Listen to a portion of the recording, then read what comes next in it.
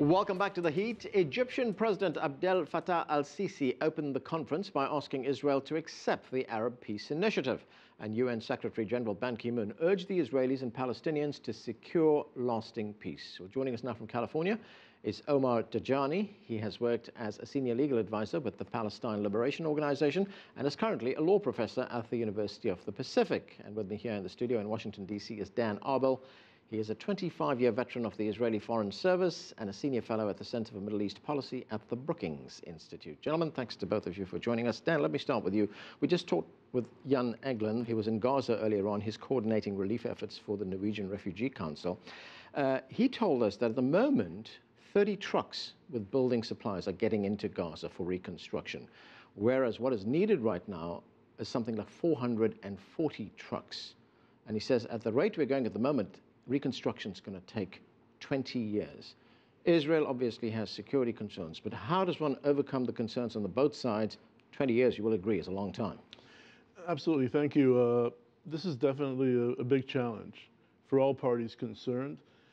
But the UN, Israel, and the Palestinian Authority worked out a very extensive agreement a few weeks back, which stipulates very strict yet very detailed measures on the ground to allow smooth entry of goods, products from Israel, a monitoring mechanism on the ground in Gaza, which was agreed to by all parties, and with a central key role for the Palestinian Authority in all this.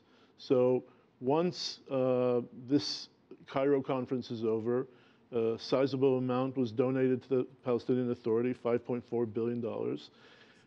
Ban Ki-moon is in Jerusalem today and in Gaza also discussing the details of this, how this mechanism will actually work, and hopefully we can get this running very, very soon in a way that, as you suggested, would increase the number of trucks and the products that are so crucial for the reconstruction effort. Omar, what do you make of these efforts at reconstruction in Gaza right now? You know, as I said, 30 trucks going in. Almost 20 times that number is needed right now. It's going to take a long time. It'll take an enormously long time. I mean, the donor-supported reconstruction efforts in Gaza are plainly imperative, but they're no less plainly insufficient. I think we will find ourselves in exactly the same place that we're in right now, 2 to 3 years from now, if three things aren't done. First of all, we need to see an end to the siege on the people of Gaza. Secondly, we need to see a real political horizon, and what that means is clear parameters from the international community to ensure that when Palestinians and Israelis negotiate again, the negotiations don't drag on for another 20 years while Israeli settlement activity continues. And finally, the international community needs to end the perverse incentives for Israel to deepen and continue its occupation and instead create incentives for bringing an end to an occupation. And one obvious example is following a war in which Israel was pressed not to use force in the disproportionate ways in which it has, in ways that have caused $7.8 billion in damage to the Gaza Strip, according to the Palestinian Authority.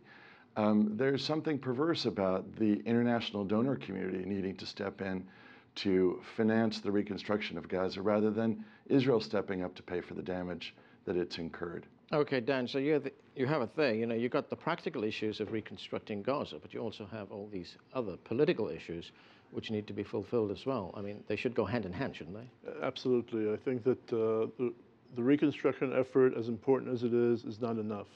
And clearly, I agree with Omar that there needs to be a political horizon. And in order to get to that, you need to have the Palestinian Authority there in a very key role. And you have to have Mahmoud Abbas empowered. And you need to be in a position in which the PA, the Palestinian Authority, will actually be in control of the Gaza Strip.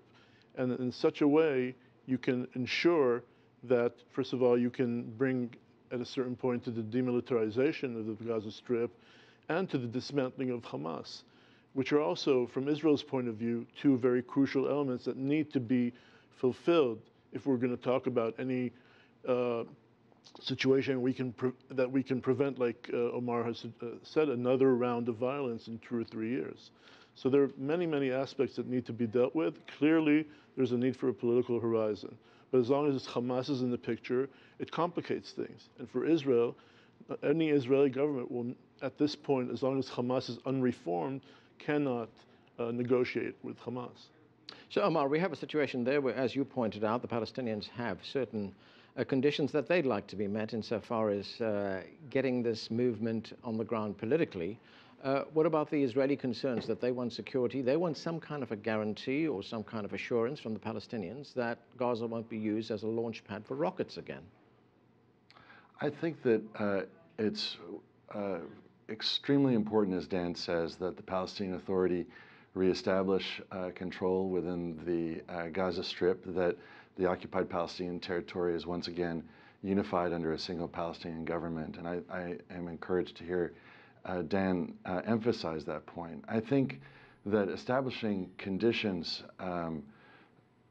for the reconstruction of Gaza and for lifting the crippling restrictions on the movement of persons and goods into the Gaza Strip, such as disarming Gaza or dismantling Gaza, not only ensures that we will never see a changed situation, but also imposes conditions that Israel wouldn't accept itself. I mean, if the Palestinians were to say, we refuse to negotiate it with Israel so long as the National Home Party, which refuses to recognize the Palestinians' right to self-determination as a part of the coalition and has called for further violence against the Palestinians in terms that some have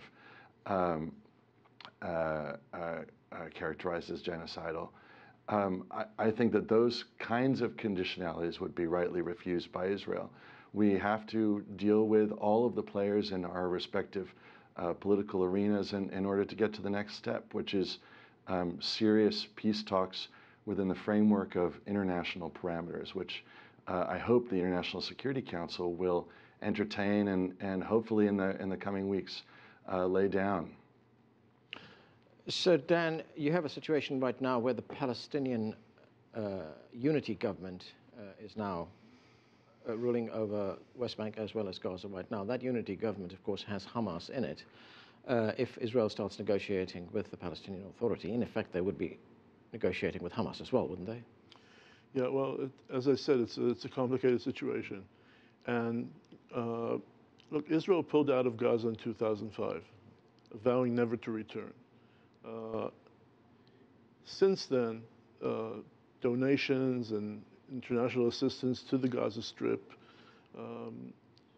humanitarian goods, concrete, metal, other things, have been hijacked by Hamas, taken by Hamas to build the tunnels, build their terrorism infrastructure. This situation cannot continue. And clearly, right now, with these efforts that are being made, once you have a mechanism that monitors the situation, allows Israelis to feel secure, prevents Hamas from collecting more and more equipment that can assist it in its terrorist efforts, that's one step. When you talk about having Hamas in this unity government, it absolutely complicates things. And as long as Hamas, an unreformed Hamas, is part of this government, it's going to be very difficult for Israel to negotiate with. Right, and I'm just wondering how great is the danger that we could go back to the situation that existed just 8 weeks ago in Gaza. We had a warning from no less than the Israeli defense minister, one of the most powerful ministers in Israel, and he said, if Gaza returned to terror, one missile fired from Gaza, those donations that have all been made to rebuild Gaza would be for naught. Well, it's a very sensitive and delicate situation, and obviously a situation in which a rocket is fired at Israel would create havoc and would bring in Israeli counter retaliation, and we're going to be right back at it. So that's what the importance of this meeting in Cairo, chaired by President Sisi and Secretary of State John Kerry and UN Secretary General Ban Ki-moon, all in an effort to try and ensure that this doesn't happen again. Clearly, as you suggested, this can flare up very easily. So all parties need to exercise restraint, allow this process to begin, allow smooth entry of goods, allow this monitoring mechanism to operate. And that will lead, hopefully, if that works out, it will lead to the second step, which is searching for having a political horizon, resuming negotiations. And as I said, as long as Hamas is in the picture, it's very, very difficult to envision how this actually happens. Okay. Omar, you had the ceasefire agreement that was signed about a month ago, which was brokered by Egypt, and some of the issues in that ceasefire agreement were pushed down the road to be negotiated at a later stage. In fact, those talks are taking place right now. Things like the rebuilding of the port in Gaza, the rebuilding of the airport, lifting the blockade to a large extent. What is the status of those talks right now? I think that those talks are ongoing, but are so far inconclusive. And it's important to keep in mind that they're not unprecedented.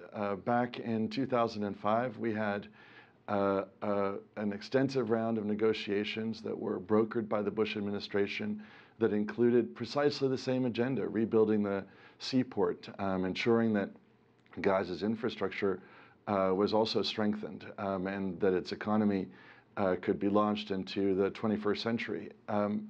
Unfortunately, because of the lack of a credible political horizon since then, and because since 2006, Israel has maintained a tight siege on Gaza, at sometimes going so far as to restrict the entry of products like chocolate or coriander or mango into the Strip, products that have no security implications whatsoever.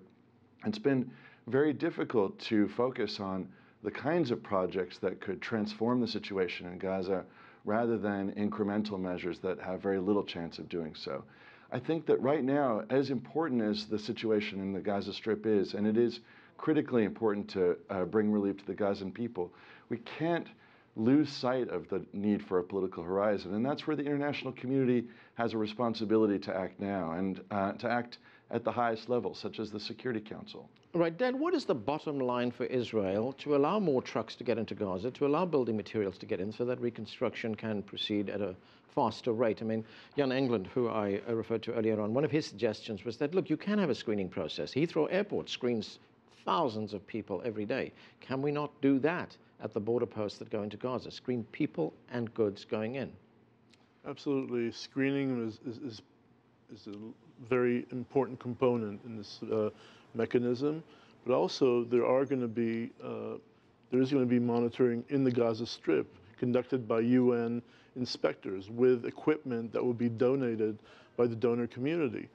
And there was a specific, an exact group of companies that are allowed in this framework of the agreement that was reached, that will be dealing with this equipment. And so all these measures are supposed to make sure, including increased screening,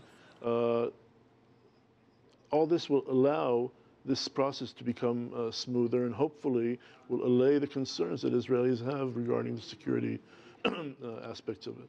Right, Omar, almost $5.5 billion pledged at the donor conference for reconstruction of Gaza. Of course, these are just pledges. Now the money has to come forward. How confident are you that you will get the money and that reconstruction would proceed, and hopefully at a faster pace as well?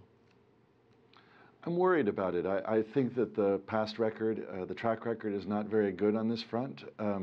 There are often brave words offered, and then other priorities emerge that cause donors to refocus efforts elsewhere. I think that the needs in Gaza are very urgent. We are still dealing with a situation in which Gazans are facing 18 hours of blackout each day because of the destruction of the power plant. We have a situation where there is an ongoing problem with water, both in terms of the water supply for drinking and other uses and with respect to sewage.